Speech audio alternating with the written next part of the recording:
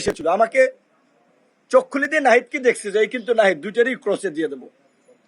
নাহিদের হয়তো আমাকে দেখাইছে চোখ বেঁধে, ওকে ও বুঝতে পারেনি, আমি বুঝতে পারিনি, কিন্তু আমাদেরকে যে ক্রসে দিয়ে দেবে এরকম ভাবে যে কত শত শত মানুষ ক্রস ফায়ারে দিয়ে দিচ্ছে, তোকে মতো দু একটা দিলে কি হবে।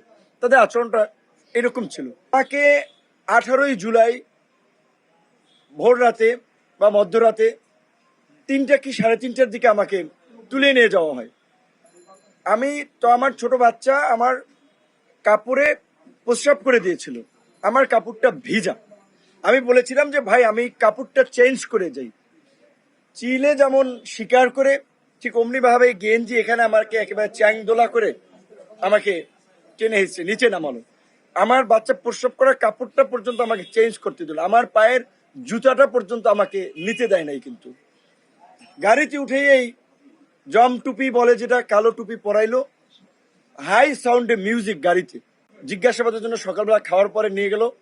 কারণ হচ্ছে আমি নাহিদ এবং সার্জিসের সাথে ফোনে আলোচনার পরে ওদেরকে বলেছিলাম যে এই 8 দফা দেওয়া যায়। তখন বলছিল যে ভাই আপনি একটু লিখে পাঠান। আমি মেসেজ করে পাঠাইছি।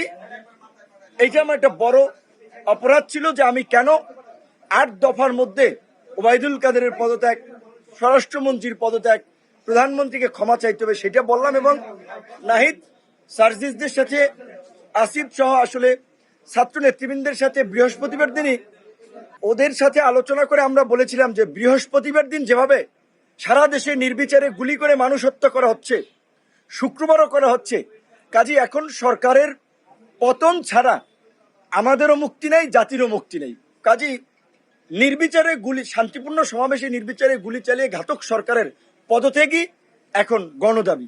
এটা তো ওভার ফোনে আলোচনা করতেছিলাম, যেহেতু হোয়াটসঅ্যাপ বন্ধ, এই কনভারসেশন গুলো তাদের ছিল। এই কারণে বিশেষ করে আমাকে বেশি টর্চার করেছিল। এবং ওই দিন নাহিদকেও নিয়ে এসেছিল, আমাকে চোখ খুলে দিয়ে নাহিদকে দেখছে যে কিন্তু নাহিদ দুইটারই ক্রসে দিয়ে দেবো। নাহিদের হয়তো আমাকে দেখাইছে চোখ বেঁধে, ওকে ও বুঝতে পারেনি, আমি বুঝতে পারিনি, কিন্তু আমাদেরকে যে ক্রসে দিয়ে দেবে এরকম ভাবে যে কত শত শত মানুষ ক্রস ফায়ারে দিয়ে দিচ্ছে, তোকে মতো দু একটা দিলে কি হবে। তাদের আচরণটা এরকম ছিল। তারপরে আমাকে শুক্রবার দিন নিয়ে সারাদিন, শনিবার দিন পুরো ডে, রবিবার দিন আমাকে 11টার দিকে কিন্তু ডিবি কার্যালয়ে দেওয়া হয়।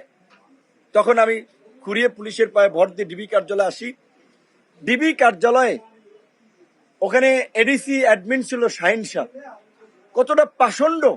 মুক্তিযুদ্ধের সময় আমরা শুনেছিলাম ধর্ষণ করছে, মায়েরা নাকি মেয়েদের বলছে বাবা তোমরা একটু একজন একজন করে আসো, ছোট্ট মেয়ে আমার। আমাকে একবার দুপুরে ঝুলাইয়া শরীরে পায়ে মারলো। কেন মারছে দেন? তাদের কিন্তু বেশিরভাগ ক্ষোভ হচ্ছে যে শালা তুই প্রধানমন্ত্রীকে নিয়ে কেন গালিগালাজ করিস, তুই আওয়ামী লীগের আমলে ভিপি হইছস, তুই সরকার উৎখাতের আন্দোলনে কেন তারেক রহমানের টাকায় তারেক রহমানের হয়ে তুই আন্দোলন করস। এই ল্যাঙ্গুয়েজ মানে প্রফেশনাল কোনো খুব জিজ্ঞাসাবাদ না, জিজ্ঞাসাবাদ যা করেছে। আবার একটা দেখেন, এই যে নাট্যকার ডিবি হারুন, আমি বলছি যে বাতের হোটেল ম্যানেজার, আমি বলছি যে তিনি নাট্যকার, দারুণ অভিনেতা। নাট্যকার ডিবি হারুন, আন্দালিব রহমান পার্থর সাথে আমার ব্যক্তিগত সম্পর্ক ছিল। আমি ঈদের আগে তাকে বলছিলাম যে আমি একটু ফ্যামিলি ক্রাইসিসে, আপনি 10 লাখ টাকা আমাকে ধার দেন, আমি আপনাকে আবার দিব হানে।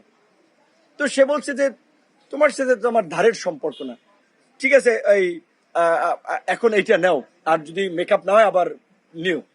সে 4 লাখ টাকা ধার, মানে আমাদের একটা ব্যক্তিগত সম্পর্কে যে ঈদের আগে সেইটারে বানাইছে 64 লাখ টাকা দিছে নাকি, এবং কত ধরনের রং চং মাখাই প্রচার করলো।